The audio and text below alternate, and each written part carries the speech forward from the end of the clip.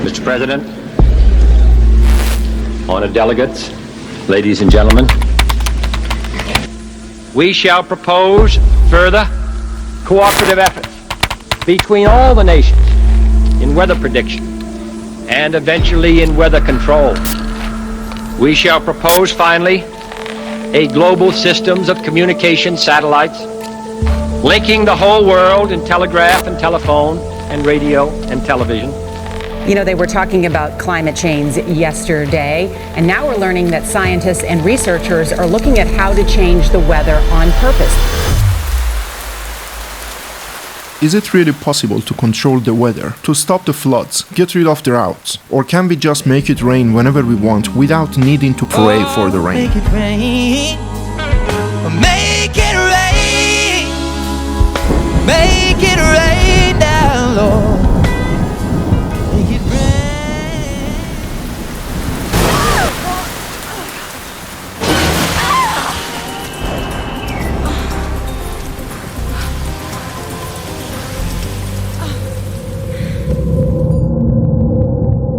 Just a year after the end of World War II, Vincent Schaeffer, an American chemist who had learned chemistry not by going to a university, but by reading books and experimenting, discovered a method to do one of the most ambitious things that humankind has ever tried to do.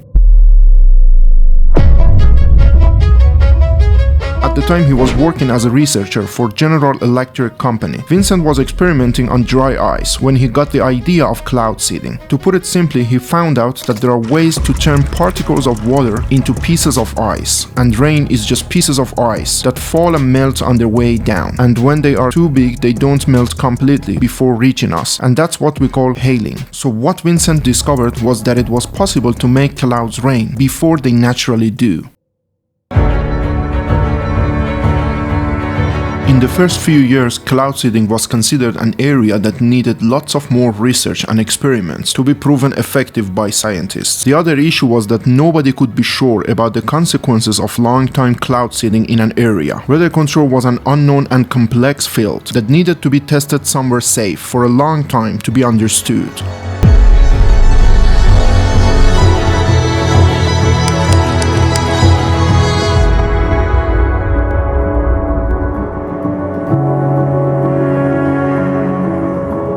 Twelve years after the beginning of the war, the North Vietnamese had adopted an effective strategy to keep Americans at bay forever. A sophisticated network of tunnels and passages that spread through the entire country. They were using this 1,000-mile trail to transport all types of supplies all across Vietnam. They had made hidden hospitals and bunkers underground that were connected to the trail. Americans were bombing the trail constantly, but it wasn't just an obvious dirt road that you could get rid of. There were always hidden paths that could keep the entire trail connected, even if some parts were destroyed. After years of bombing, it became a total nightmare for the US military at this point, and it was one of the first reasons why the war was going on for 12 years with no end in sight. Americans realized it's only during the rainy periods that the transport of supplies slows down, because most parts of the trail turned into muddy messes and it made it difficult for soldiers to walk through the trail as fast as usual. At this point, they were convinced that all they needed to win the war was rain.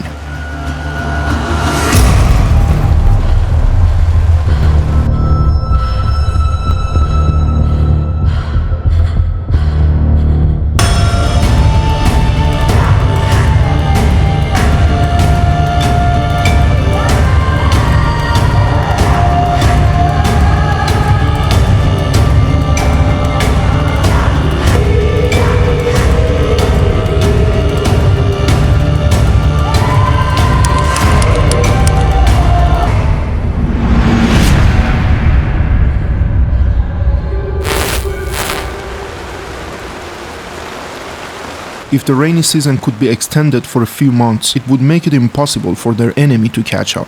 There was also a common belief among top army generals at the time that weather control would be less harmful to the civilians compared to bombings. That's why the slogan of the operation was "Make mud, not war."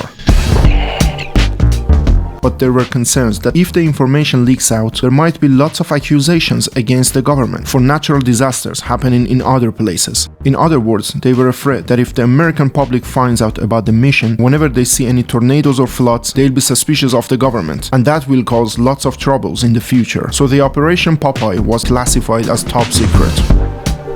Over 2,600 flights were made in a period of 5 years, with aircrafts modified to spread silver iodide and other chemicals into the clouds. These flights took place from March to November every year, with 2 flight operations per day.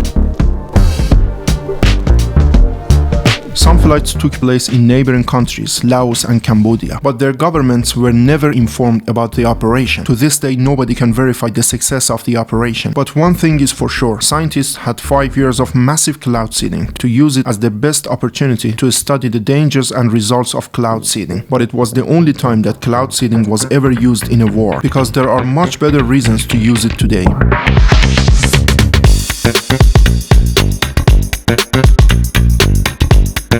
After almost 3 decades of testing, Chinese government started its first massive-scale cloud seeding operation in 2008. The operation objective was to make the clouds rain before they reach Beijing, so that everyone could enjoy a sunny, lovely Olympics. And of course, a show of capability by the Chinese Communist Party, for the whole world to see they are not only surpassing Americans in economy, but also surpassing the Mother Nature itself.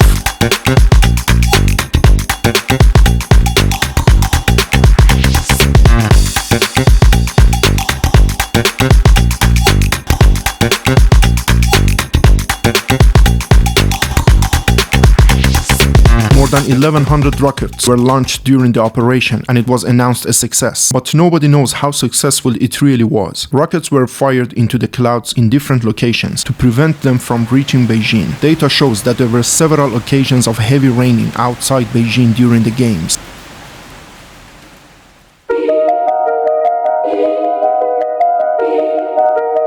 On July 1st, 2021, the whole world was looking at Beijing with their mouths open. Well, not because the CCP turned 100 years old, but because reports were coming out that there is a huge operation going on to ensure that the celebration will be held in a sunny, beautiful day. August and July are known as the rainiest months of Beijing, and there are usually clouds in the skies. But not this year. A few hours before the celebration, there were unknown amounts of rockets launched into the sky from the mountains outside the city. It is believed that they managed to clear the sky and delayed the rainfall until a few hours after the celebrations. It was definitely one of the most unusual days in Beijing, with a clear sky and very low pollution levels. Thousands of people on Tiananmen Square. Now, a report has just been released by Beijing's Tsinghua University, revealing that the government artificially changed the weather for that event.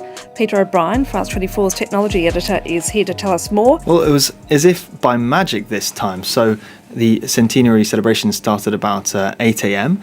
and it was overcast conditions at the time. And then shortly after the event, the rain just started chucking it down. It was as if the weather was as perfectly choreographed as the event itself. And compared to other events, well, like the Olympics, for instance, where we weren't sure what effects exactly were happening as a result of China's attempts to modify the weather. Well, this time we've got this peer-reviewed report quite clearly showing that because of the weather modification, well, the pollution dropped in Beijing.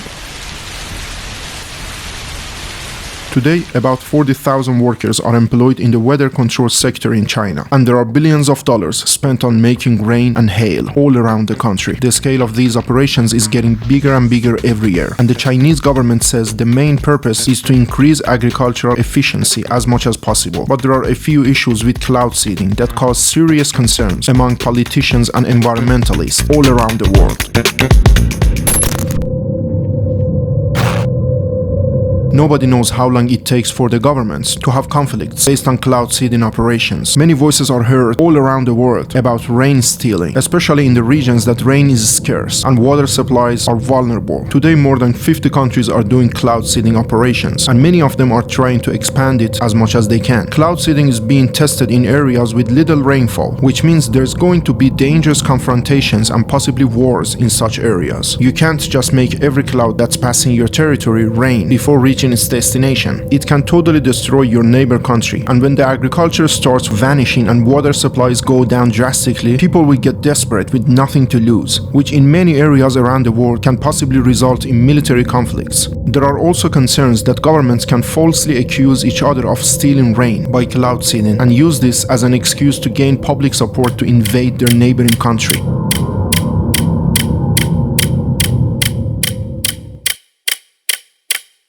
To this day, the only international treaty that's been signed about weather control is the Environmental Modification Convention, which prohibits using cloud seeding as a warfare to cause destruction during a war, which basically means as long as there's no direct conflict between you and your neighbor country, you can steal as much rain as you want.